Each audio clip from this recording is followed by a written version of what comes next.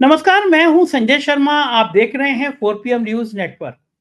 राहुल गांधी एक दायरे में रहते हैं, बहुत तीखा नहीं बोलते हैं, हालाँकि सारी बात कह देते हैं। अंबानी अडानी कैसे र रईस हो रहे हैं, आम आदमी के कैसी जेब खाली हो रही है, हरियाणा चुनाव में डिटेल में बता रहे हैं। देखिए, प्रियंका गांधी ने तो क्रांति कर दी है। प्रियंका गांधी ने जो तेवरों के साथ हरियाणा में एंट्री करी है, उसने बीजेपी की हवा निकाल दी है। विनेश फोगाट के कार्यक्रम में प्रियंका गांधी का भाषण सुनने लायक था। विनेश फोगाट ने भी कहा कि अगर मैं ओलंपिक खेल पाई तो केवल प्रियंका गांधी की वजह से। और हरियाणा की राजनीति में जो कुछ हो रहा है वो बीजेपी की नींद उड़ाने वाला है। प्रधानमंत्री को समझ आ गया कि कश्मीर हरियाणा हाथ से निकल सकता है। महाराष्ट्र की हालत खराब है। अगर कश्मीर और हरियाणा के नतीजे बीजेपी के खिलाफ आए तो महाराष्ट्र और झारखंड में वैसे भी बैंड बच जाएगी। इसीलिए प्रधानमंत्री भाग भाग के झारखंड पहुंच रहे हैं कि स्कोर 3-0 ही हो जाए, 3-1 हो जाए, ये ज़्यादा बेहतर है। 4-0 और 3-1 हो जाए तो ज़्यादा बेहतर है। अभय दुबे जी से राजनीति के इन तमाम पहलुओं पर हमने बातचीत की। बहुत शानदार बातचीत है। आपसे अनुरोध है कि पूरा सुनिएगा और अपनी राय से अवगत कराइएगा। चैनल को सब्सक्राइब और ज्वाइन करना ना भूलें। चलते हैं अभय दुबे जी के पास। 4 PM न्यूज़ नेटवर्क में स्वागत है अभय दुबे जी आपका। देश इस समय राष्ट्रपिता महात्मा गांधी को याद कर रहा था, और देश ही नहीं बल्कि मैं कहूँगा पूरी दुनिया याद कर रही थी। दुनिया जिस तरह से युद्ध के एक नए क्षेत्र में जा रही है, लोग डर रहे हैं कहीं ये तीसरे विश्व युद्ध की आहट तो नहीं है। उसमें पूरी दुनिया कह रही है कि इस समय राष्ट्रपिता महात्मा गांधी के संदेशों की आज पूरी दुनिया को जरूरत है। उनके अहिंसा के पाठ को पूरी दुनिया को जरूरत है। जिस समय कल पूरा दुनिया गांधी को याद कर रही थी, उस समय कंगना रनौत जी, बीजेपी की सबसे महत्वपूर्ण सांसद, मोदी जी की प्रिय सांसद, महत्वाकांक्षी सांसद, कंगना रनौत जी ने एक ट्वीट किया और उसमें उन्होंने लिखा कि देश के राष्ट्रपिता नहीं होते, देश के तो लाल होते हैं। और लाल बहादुर शास्त्री की फोटो लगा के उन्होंने ये ट्वीट कर दिया। लाल बहादुर शास्त्री भी देश की धरोहर है। इतना ईमानदार आदमी, इतना ईमानदार नेता, जो एक जरा सी बात पे इस्तीफा तक दे सकता हो, सादगी की मिसाल हो, बिल्कुल सम्मान होना चाहिए। लेकिन देश के पिता नहीं हो सकते, यानी राष्ट्रपिता महात्मा गांधी को रिजेक्ट करने की एक पहल की है, वो भी भारतीय जनता पार्टी की सांसद कंगना रनौत ने। क्या बीजेपी को अब ये घोषित कर देना चाहिए कि जिस तरह से छुपा एजेंडा है संघ का कि गांधी और नेहरू को, उनके भारत को, गांधी नेहरू के सपनों को अलग करना है। आम जन में नेहरू की छवि तो तार तार करते हैं, गांधी पे हमला करने की सीधी हिम्मत नहीं करते हैं, क्योंकि गांधी इस देश की आत्मा है। लेकिन अब भारतीय जनता पार्टी की सांसद ने खुलेआम कह दिया कि देश का कोई पिता नहीं होता, कोई राष्ट्रपिता नहीं होता, लाल होते हैं। कंगना रनौत की इस बात को कितना से गंभीरता से लेना चाहिए, और क्या मतलब है गांधी के अपमान का, और बीजेपी खामोश क्यों है? कांग्रेस ने हमला बोला है बाद में। देखिए, मुझे तो याद आ रहा है कि ये राष्ट्रीय स्वयंसेवक संघ और भारतीय जनता पार्टी के सिद्धांतकारों, कार्यकर्ताओं और नेताओं का एक पुराना शगल है कि वो नेहरू को पटेल के मुकाबले खड़ा करते हैं, पटेल को नेहरू के खिलाफ खड़ा करते हैं और लाल बहादुर शास्त्री को गांधी के मुकाबले खड़ा करने की कोशिश करते हैं। तो ये एक बड़ी अजीब सी बात है। आप अगर संघ के आधिकारिक दस्तावेजों को देखेंगे और भारतीय जनता पार्टी के लोगों के आधिकारिक वक्तव्यों को देखेंगे, तो उसमें तो वो गांधी जी को राष्ट्रपिता कहते हुए, मानते हुए नजर आएंगे और वो चाहते हैं कि इस नाम पर जितने भी उनको फायदे मिल सकते हैं जनता की निगाह में, वो फायदे उनको प्राप्त हों। लेकिन इन सब लोगों के मन में गांधी जी के प्रति एक छिपी हुई प्रतिहिंसा है। मैं प्रतिहिंसा शब्द का इस्तेमाल कर रहा हूं। गांधी जी के मन में छिपी हुई प्रतिहिंसा है, इसलिए इनके बीच में गॉडसेवादी भी सक्रिय हैं। यहां तक कि गांधी जी को निशाना बना, गांधी जी की मूर्ति पर निशाना बनाकर पूरा गांधी जी की हत्या का इनेक्टमेंट करना, गांधी जी की हत्या का पूरा सीन जो है ना, वो पूरा दृश्य मतलब अभिनीत करना, ये सब काम भी भारतीय जनता पार्टी और राष्ट्रीय स्वयंसेवक संघ के भीतर सक्रिय गॉडसेवादी इस काम को कर चुके हैं। और इनके ऊपर ऊपर से भले ही आपत्ति की जाए, लेकिन इन लोगों के मन में बड़ी गुदगुदी पैदा होती है। अब देखिए, कंगना राणावत ने किया क्या है। कंगना राणावत ने लाल बहादुर शास्त्री के नाम में जो लाल शब्द लगा हुआ है, उसके साथ उन्होंने एक खेल किया है कि ये भारत के लाल हैं। और चूंकि गांधी जी को राष्ट्रपिता कहा जा रहा है, इसलिए उस बात का खंडन किया है कि किसी राष्ट्र का कोई पिता नहीं होता। कंगना राणावत को इतना भी नहीं पता है कि सभी देशों के फाउंडिंग फादर्स होते हैं, यहां तक कि संविधान के भी फाउंडिंग फादर्स होते हैं, अमेरिका के भी फाउंडिंग फादर्स हैं। सभी देशों में कुछ ऐसी हस्तियां होती हैं जिनको उनका राष्ट्रपिता या उनका संस्थापक ये माना जाता है, और गांधी जी को राष्ट्रपिता बड़े प्रेम से कहा जाता है, बहुत बड़े पैमाने पर गांधी जी को राष्ट्रपिता कहा जाता है। और गांधी जी को राष्ट्रपिता कहने वालों में जानते हैं किस आदमी ने सबसे पहले उनको राष्ट्रपिता कहा था? सुभाष चंद्र बोस ने गांधी जी को सबसे पहले राष्ट्रपिता कहा था। आप सोचिए, वही सुभाष चंद्र बोस जिनको कंगना राणावत कहती हैं कि वो भारत के पहले प्रधानमंत्री थे, फर्स्ट प्राइम मिनिस्टर थे, उन्हीं सुभाष चंद्र बोस ने पहली बार गांधी जी को राष्ट्रपिता की संज्ञा दी थी। कोई गांधी जी ने अपने आप को थोड़ा राष्ट्रपिता की संज्ञा दी थी। वो तो इस प्रकार की बातों से बहुत नाराज भी रहते थे। एक मीटिंग में जब इसमें मोहम्मद अली जिन्ना भी मौजूद थे, जब गांधी जी को पहली बार महात्मा कहा गया, तो वहां पर जिन्ना ने खड़े होकर ये मानने से इनकार कर दिया कि ये महात्मा है गांधी जी को। तो गांधी जी ने भी कहा कि नहीं, मुझे महात्मा कहने की कोई आवश्यकता नहीं है, लेकिन वहां पे जो मौजूद लोग थे वो लगातार गांधी जी को महात्मा कहते रहे, और उन्होंने जिन्ना को एक शब्द भी नहीं बोलने दिया, पूरी तरीके से उनको हूट कर दिया। ये स्टैनली वोलपर्ट ने जो जिन्ना के ऊपर किताब लिखी है, उसमें ये पूरा प्रकरण दर्ज है। मैंने उस किताब का हिंदी में अनुवाद किया है, इसलिए मैं इस बात को जानता हूं। अच्छा, मैं कहना ये चाहता हूं कि कंगना राणावत को पता ही नहीं है दरअसल वो क्या बोल रही हैं। कंगना राणावत को पता ही नहीं है दरअसल वो अपनी पार्टी का फायदा कर रही है कि नुकसान कर रही हैं। इस बात पे कौन लोग उनके लिए तालियां बजाएंगे? इस बात के लिए वही लोग तालियां बजाएंगे जो कि गॉडसेवादी हैं, जो भाजपा और संघ के क्या वो गॉडसेवादियों की चहेती बनना चाहती हैं? ये उनको अपने आप से पूछना चाहिए। ये भारतीय जनता पार्टी के नेतृत्व को कंगना राणावत से पूछना चाहिए कि आप गॉडसेवादियों के साथ में आप अपनी शिनाख्त करवाना चाहती हैं? आप दरअसल चाहती क्या हैं? और भारतीय जनता पार्टी को अब आखिरी तौर पर तय करना होगा कि वो अपनी इस सांसद का क्या करेगी। भाई, जब किसान आंदोलन के बारे में उन्होंने जो वक्तव्य दिया था कि तीनों किसान कानून जो हैं, तीनों कृषि कानून दोबारा वापस आने चाहिए और किसानों को ही इसकी अपील प्रधानमंत्री से करना चाहिए, बाद में क्षमा मांगते हुए, खेद व्यक्त करते हुए उन्होंने एक वीडियो जारी किया, जिसमें उन्होंने कहा, जिस दिन हम लोगों ने चर्चा की थी 4 PM के मंच पर, उसी दिन शाम को या अगले दिन ही उनका वीडियो आ गया था।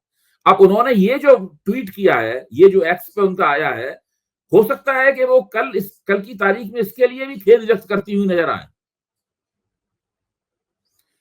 वो फिल्मों की दुनिया की है, फिल्मों की बहुत बड़ी मशहूर एक्ट्रेस हैं, और वो उस मशहूर फिल्मी गाने को भूल गई। उस फिल्मी गाने में आज का दिन है बड़ा महान, आज के दिन 2 फूल खिले थे जिनसे महका हिंदुस्तान, 2 फूल खिले थे 2 अक्टूबर के दिन। हम लोग बचपन से इस गाने को गुनगुनाते हुए आए हैं, और ये हालत है इनकी। मतलब आप समझ सकते हैं कि राजनीतिक बुद्धि किस स्तर की है।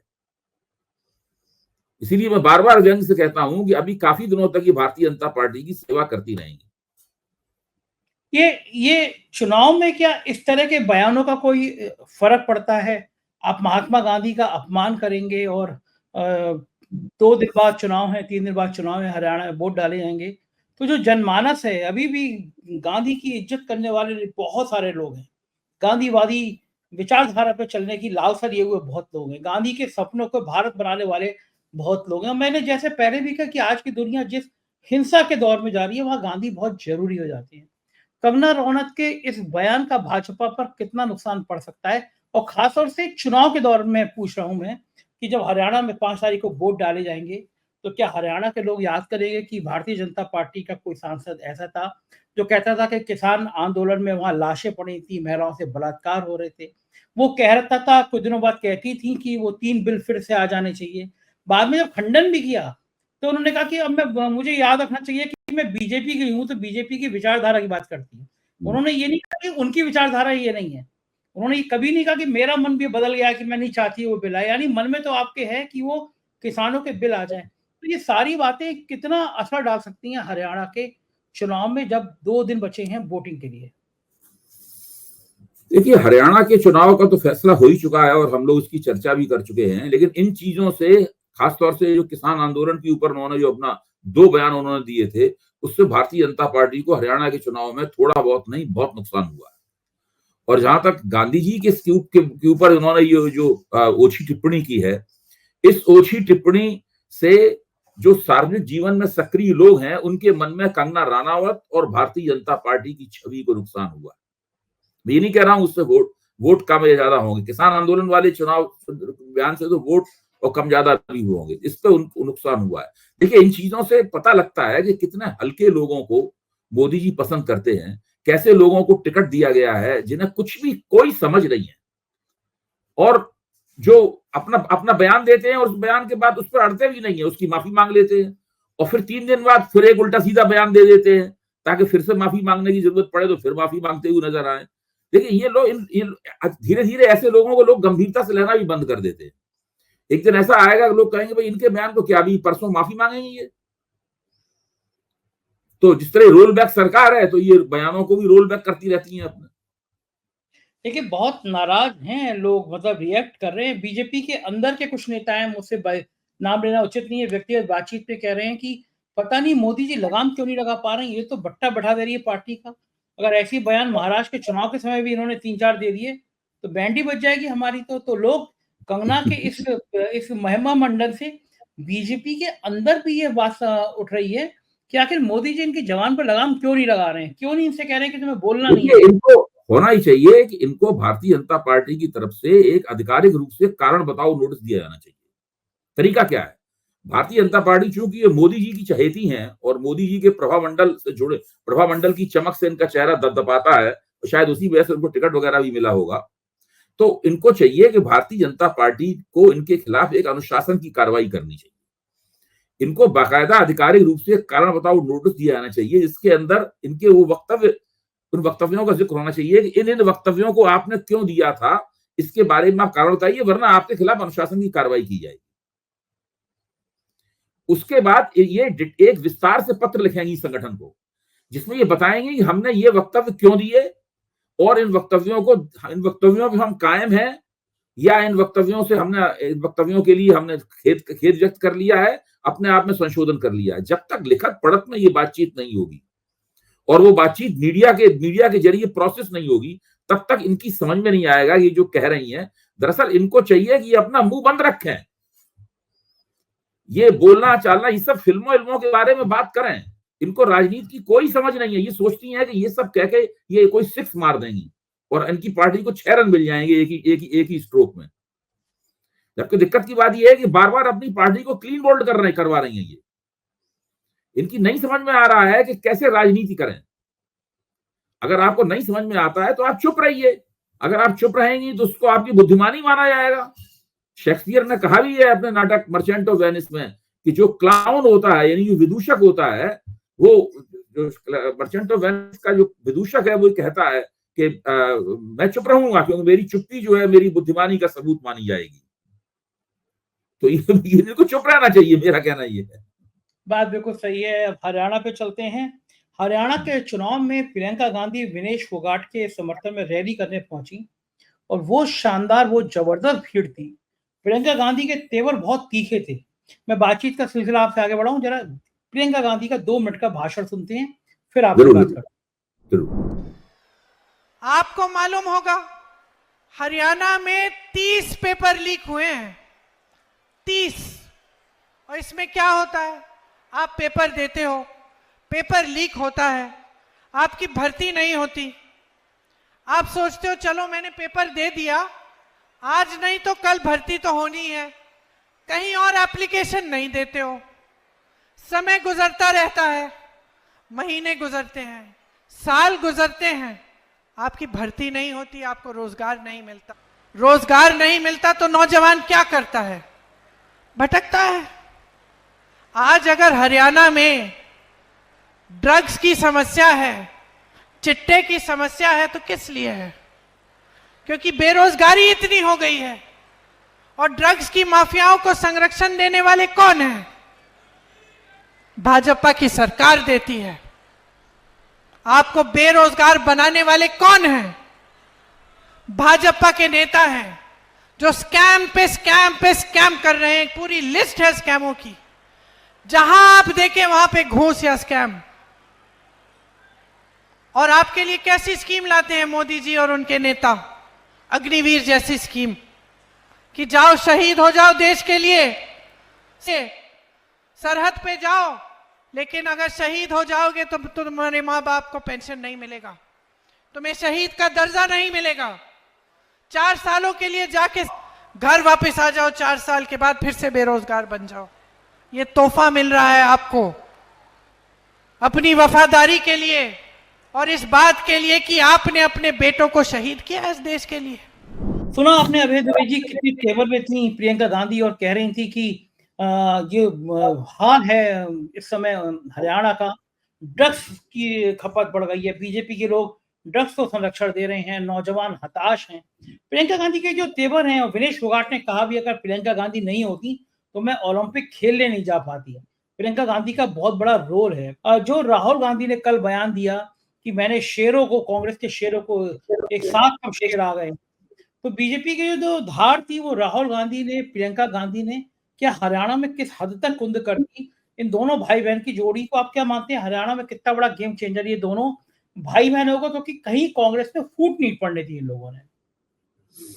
देखिए, राहुल गांधी और प्रियंका गांधी की जो भूमिका है, अभी इस भूमिका के राजनीतिक उपयोग का आकलन अभी बाकी है।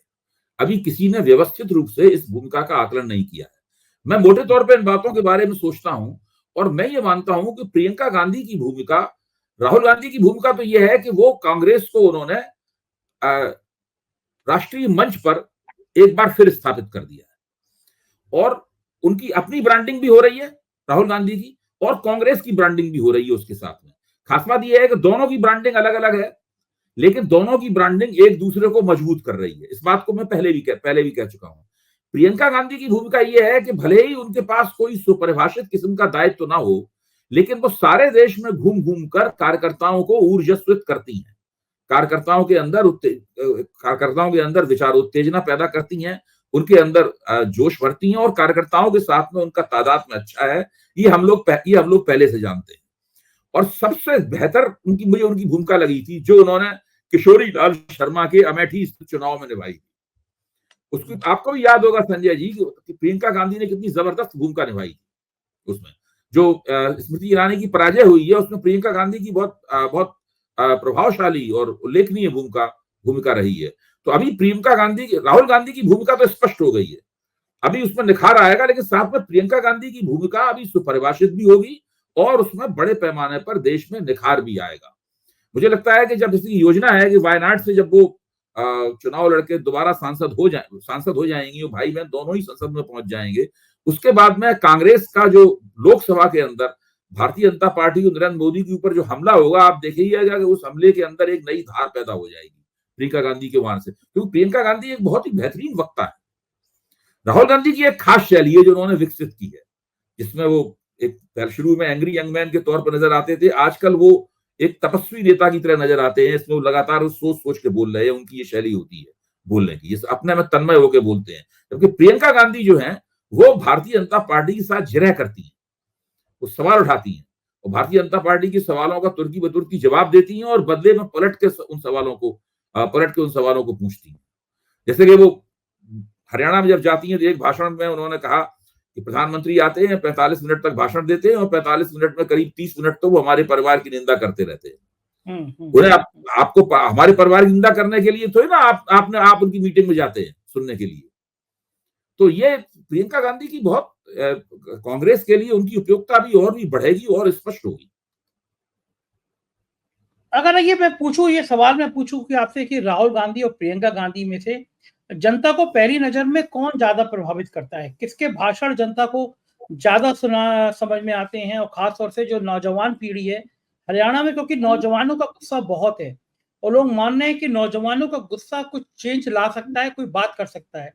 तो अगर मेरा सवाल ये हो कि भाई बहन की जोड़ी में कौन ज्यादा प्रभावित करता है, तो आपको क्या लगता है? मुझे लगता है कि नौजवानों को दोनों ही बहुत प्रभावित करते हैं।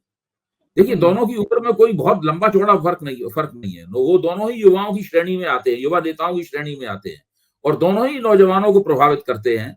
प्रियंका गांधी जाहिर है महिला होने के नाते बड़े पैमाने पर लड़कियों और महिलाओं को वो प्रभावित करती हैं, और राहुल गांधी समाज के हर वर्ग को अपील कर रहे हैं। और राहुल गांधी की जो लोकप्रियता है उसको लोग नरेंद्र मोदी के मुकाबले रखकर देखते हैं। प्रियंका गांधी की लोकप्रियता जो है वो नरेंद्र मोदी के मुकाबले रखकर नहीं देखी जाती, लेकिन वो इस पूरी होड़ से स्वतंत्र होकर उनका भी राजनीतिक ग्राफ तेजी के साथ बढ़ रहा है और मैं ये मानता हूं कि कौन बेहतर है, कौन कम बेहतर है, कौन ज्यादा बेहतर है, इस प्रकार की तुलना हमें करनी नहीं चाहिए, क्योंकि ये दोनों की जुगलबंदी है, दोनों एक दूसरे के साथ में जुड़ते हुए और एक दूसरे को मजबूत करते हुए आगे बढ़ रहे हैं। हरियाणा में मनोहर लाल खट्टर का पोस्टर से फोटो गायब है और ये बहुत बड़ा अब धीरे-धीरे मुद्दा बन रहा है कि 9 साल तक जिसने शासन किया वो गायब हो गया। इस घटना का कोई रिएक्शन आपको लगता है ज़्यादा होगा, फ़ायदा होगा, नुकसान होगा? देखिए, हरियाणा का बीजेपी के जितने भी कार्यकर्ता हैं, जिन उम्मीदवारों को टिकट मिला है और जिन्हें टिकट नहीं मिला है, उन सबके मन में एक सवाल है। इस सवाल को वो बोल नहीं सकते, कह नहीं सकते कि आखिरकार मनोहर लाल खट्टर को जब हटाया गया था तो उनके कहने पर टिकट क्यों बांटे गए। शुरू में तो ये छवि बनी थी कि मनोहर लाल खट्टर ही हरियाणा में चुनाव की बागडोर संभाले हुए हैं पर्दे के पीछे, ये छवि बनी थी। फिर जब मनोहर लाल खट्टर ने कुमारी शैलजा को भाजपा में आने का निमंत्रण दिया और उसके जवाब में शैलजा ने कहा कि जिस तरह मेरे पिता की अर्थी पिता की अंतिम देह कांग्रेस के तिरंगे में लपट कर गई थी, उसी तरह मैं भी चाहती हूँ कि मैं भी अंतिम रूप से तिरंगे में लिपट कर जाऊं। इसके बाद में भारतीय जनता पार्टी में असंतोष का जो गुब्बारा फूटने से बच रहा था, उस दिन फूट गया और लोगों ने ये पूछना शुरू कर दिया कि मनोहर लाल खट्टर को इस प्रकार का वक्तव्य देने की क्या आवश्यकता थी। इस वक्तव्य से वो पार्टी शर्मसार हुई है। उसके बाद से ही मनोहर लाल खट्टर को बिल्कुल सामने से हटा दिया गया। अब मुझे नहीं पता कि वो हरियाणा के चुनाव पर पीठ छुपकर क्या असर डाल रहे होंगे। ये कुछ हरियाणा किसी बिल्कुल अंदरूनी मामलों की जानकारी रखने वाले किसी पत्रकार से पूछना होगा कि भाई ये आखिरकार क्या असर डाल रहे हैं। मैं तो मान नहीं सकता हूं कि मनोहर लाल खट्टर इस वक्त हरियाणा के चुनाव में पूरी तरीके से निष्प्रभावी हो गए। भले ही उनकी तस्वीर नहीं है, भले ही उन्हें प्रधानमंत्री के साथ मंच पे नहीं बैठने दिया जाता, लेकिन निश्चित रूप से कुछ ना कुछ तो कतर में और वो पीछे से कर रहे होंगे, क्योंकि वो मान नहीं सकते इस बात को। बिल्कुल ठीक बात है। महाराष्ट्र में एक घटनाक्रम में शरद पवार सुप्रीम कोर्ट गए हैं। उनका मानना है कि जब तक फाइनल आदेश नहीं हो जाता सुप्रीम कोर्ट से, तब तक अजीत पवार को घड़ी के चुनाव चिन्ह से रोका जाए। क्या लग रहा है, बीच में तो ये खबरें आ रही थी कि अजीत पवार शरद पवार के साथ जा सकते हैं, मतलब चाचा भतीजा फिर एक फोरम पे आ सकते हैं। क्या ये ऐसी चर्चाओं को रोकने के लिए ये शरद पवार ने कदम उठाया है, या अंदर-अंदर अजीत पवार शरद पवार के बीच में चुनाव कुछ चल चिन्ह रहा है? संजय जी, चुनाव चिन्ह की और असली राष्ट्रवादी कांग्रेस कौन है, इसकी लड़ाई का एक कानूनी पहलू है। वो कानूनी पहलू चुनाव आयोग द्वारा दिए गए फैसले से संबंध रखता है। वो कानूनी पहलू अदालतों में इस मामले को लेकर जद्दोजहद करने से संबंधित है। अगर अजित पवार आ ही जाते अब तक तो उन्हें ये करने की जरूरत नहीं पड़ती, लेकिन चूंकि अजित पवार अभी तक नहीं आए हैं और वो आएंगे कि नहीं आएंगे, या एक किसी तार से बंधे हुए अभी तक महायुति में ही लटके रहेंगे हवा में, इसलिए वो कानूनी लड़ाई तो उन्हें लड़नी है शरद पवार को। जहां तक उनके महाविकास अघाड़ी में या राष्ट्रवादी कांग्रेस में लौटने का सवाल है, वो तो परिवार के अंदर की बात है। परिवार के अंदर वो किस तरीके से वो प्रोसेस होगी, इसके बारे में कोई कुछ नहीं कह सकता। बहुत अजित पवार ने परिवार में लोगों को बहुत आहत किया है भाई। आखिरकार तो उन्होंने शरद पवार की बेटी के खिलाफ अपनी पत्नी को लड़वाया। हाँ, ये सब तो काम करवाया उन्होंने। उनसे सामने सवाल भी पूछे जाते हैं कि क्या आपसे अमित शाह ने कहा था कि आप अपनी पत्नी को सुप्रिया सुले के खिलाफ लड़वा दीजिए। सही बात। बाद में उन्होंने गलती भी मानी कि हमने गलत किया। हाँ, सफाई भी दे रहे थे कि परिवार के उसमें नहीं जाना चाहिए। लेकिन लोग ये भी मान रहे हैं, बहुत किया।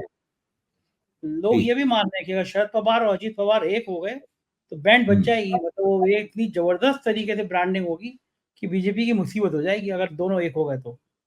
मेरा तो मानना है कि अगर वो वहां बने भी रहे तब भी बीजेपी की मुसीबत होगी। हालात मुझे नहीं लगता है कि भारतीय जनता पार्टी को किसी भी किस्म की, अगर अजित पवार के वहां बने रहने से राहत मिलने वाली है। प्रधानमंत्री 17 दिन में दूसरी बार झारखंड पहुंच गए। वहां पे 80,000 करोड़ की योजनाओं का उन्होंने मतलब दिया है कि झारखंड में ये पैसा बांटने का जो चलन है ना, कि राजा आया और राजा ने ये कहा चुनाव हो रहे हैं, पकड़ो पैसे, ऐसे नेता बांटते हैं पैसे। हालांकि जो पैकेज दिए जाते हैं चुनाव से पहले, बिहार के लोग आज तक याद करते हैं, आते नहीं है। वो चुनाव की घोषणा होती है तो नितिन गडकरी ने भी कह दिया कि सरकार विश करने होती है, इसके पास मत जाओ, इसका भरोसा मत करो, जितना पास जाओगे उतना डुबो देगी। तो अब तो सीधा सीधा नितिन गडकरी ने बता दिया कि ये सरकार पे भरोसा नहीं करना चाहिए। और इस बीच में प्रधानमंत्री झारखंड में जितनी मेहनत कर रहे हैं, क्या माना जाए कि प्रधानमंत्री को भी लग रहा होगा कि नहीं स्कोर 3 जो आप जो कहते हैं कि 3-0 चल रहा है, कहीं 4-0 हो गया तो मेरा झोला तो उड़ जाएगा, तो झोला बचाने के लिए कम से कम झारखंड तो बच जाए। भारतीय जनता पार्टी के अंदर और बाहर कुछ रणनीतिकारों का मानना है कि झारखंड का चुनाव एक ऐसा चुनाव है जहां भारतीय जनता पार्टी और झारखंड मुक्ति मोर्चे के बीच में तकरीबन बराबर की टक्कर है। मतलब हरियाणा की तरह मामला एक तरफा नहीं है, जम्मू कश्मीर की तरह जिस तरह से जम्मू कश्मीर में लगता है कि भाजपा के यहाँ से चुनाव निकल गया, हरियाणा में भी चुनाव निकल गया, लेकिन झारखंड में इन लोगों को कुछ उम्मीद है, इसलिए ये झारखंड बार बार जा रहे हैं। मैंने पिछले एक कार्यक्रम में आपसे अपील की थी कि आप एक ट्रैकर चलाइए, उस ट्रैकर में ये हो कि भाई इन्होंने कहां कितनी योजनाओं का ऐलान किया, और उस ट्रैकर के शुरू में वो क्लिप होना चाहिए। इसमें बिहार के एक मीटिंग में नरेंद्र मोदी कह रहे हैं कितने रुपए दे दूं, 200 करोड़ दे दूं, 300 करोड़ दे दूं, 500 करोड़ दे दूं, 1000 करोड़ दे दूं। वो एक क्लिप है ना इनका, वो क्लिप आसानी से मिल जाएगा, वो वाला क्लिप चलाइए और उसके बाद में इनका ट्रैकर चलाइए कि इन्होंने पिछले 10 साल में इतनी जगहों पर इतने 1000 करोड़ रुपए की योजनाओं का ऐलान किया है और वास्तव में उन योजनाओं का क्या हुआ। तो ये इससे इनकी बड़ी पोल खुलेगी इन लोगों की। और नेता लोग जो झूठ लगातार बोलने के आदी हो जाते हैं ना, जब उनके इस तरीके से उनका ऑडिट होने लगे, उनके बयानों की जांच पड़ताल होने लगे, तब उनको बहुत मुश्किल आती है। नरेंद्र मोदी भी इस मुश्किल में बुरी तरीके से फंसेंगे। बिल्कुल ठीक बात है कि ये जो हालात है चुनाव से पहले, वैसे तो कहते हैं कि रेवड़ी बांटते हैं, विपक्ष के नेताओं पे हमला करते हैं, रेवड़ी बांटते हैं, और खुद ये अगर चुनाव की रेवड़ी नहीं है अभय जी, तो और क्या चीज है, ये रेवड़ी तो है। देखिए, हम लोग कुछ भी कहते रहे, आप क्या समझते हैं हम लोग कहते हैं उनके ऊपर असर होता है? जब बहुमत खोने का उस व्यक्ति के ऊपर असर नहीं हुआ, इतने विधानसभाओं के चुनाव हार चुके हैं, उनके ऊपर असर नहीं हुआ। जब सी वोटर ने अपना मुख्यमंत्रियों पर ट्रैकर चलाया था और उसमें पता लगा था कि सबसे ज्यादा घटिया मुख्यमंत्री मनोहर लाल खट्टर हैं, और या योगी आदित्यनाथ भी घटिया मुख्यमंत्रियों की लाइन में आते थे, तब दोबारा फिर उन्होंने मोदी खट्टर साहब को भी दोबारा मौका मिल गया मुख्यमंत्री बनने का, और योगी आदित्यनाथ को भी दोबारा मौका मिल गया मुख्यमंत्री बनने का। कोई कुछ भी कहता रहे, कोई एजेंसी कुछ भी कहता रहा है, कोई भी विश्लेषक कुछ कहता रहा है, उनके ऊपर कोई असर नहीं पड़ता।